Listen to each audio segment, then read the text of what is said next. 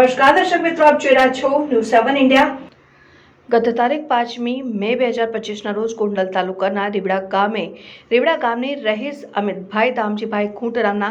વ્યક્તિએ રીબડા ગામની સીમામાં આવેલ પોતાની વાડી પાસે ગળે ફાંસો ખાઈ આપઘાત કરેલનો બનાવ બનેલ છે અને મરણ જનારના પહેરેલ કપડામાંથી સુસાઇડ નોટ મળી આવેલ હોય,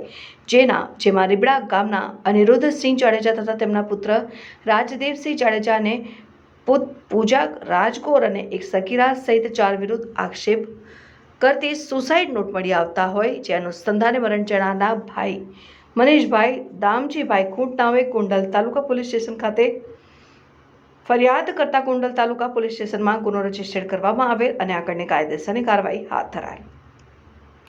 ઉપરોક્ત ગુનાના કામે આરોપીઓ શોધી કાઢવા અંગે પોલીસ મહાનિરીક્ષક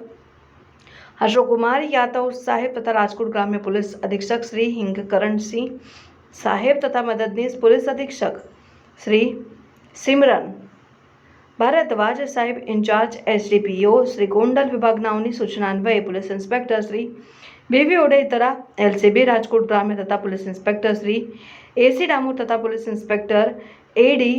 પરમાર નાઓના માર્ગદર્શન હેઠળ એલસીબી પેરોલ ફ્લો સ્કોડ તથા ગોંડલ તાલુકા પોલીસ સ્ટેશનના સ્ટાફની અલગ અલગ ટીમો બનાવીને આ કામે એફઆઈઆરમાં જણાવેલ આરોપી પૂજાબેન જયંતિભાઈ રાજગોર, જે હાલ રાજકોટવાડી તથા કાયદાના સંઘર્ષમાં આવેલ બાળકિશોરના ગુનાના કામે તારીખ 6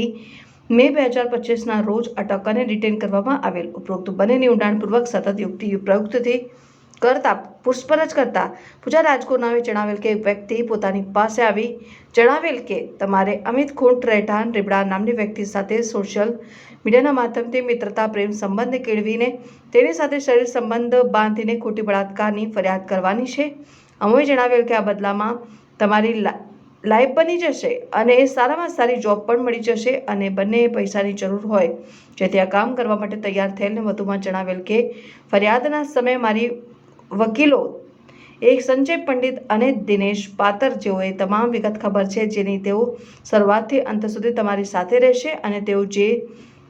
રીતે કહે તે રીતે તમારે પોલીસ ફરિયાદ લખાવવાની તેઓ પૂર્વ આયોજિત કાવતરું રચેલ હોવાનું તપાસ દરમિયાન ખુલવા પામતા કામના આરોપી સંજયભાઈ હિંમતભાઈ પંડિત તથા રહેઠાણ રાજકોટ દિનેશભાઈ પાલાભાઈ પાતર રહેઠાણ ગોંડલવાળાઓને તારીખ 7મી મે 2025ના ધોરણસર અટક કરવામાં આવેલ અને આગળની કાર્યવાહી કરવામાં આવેલ છે।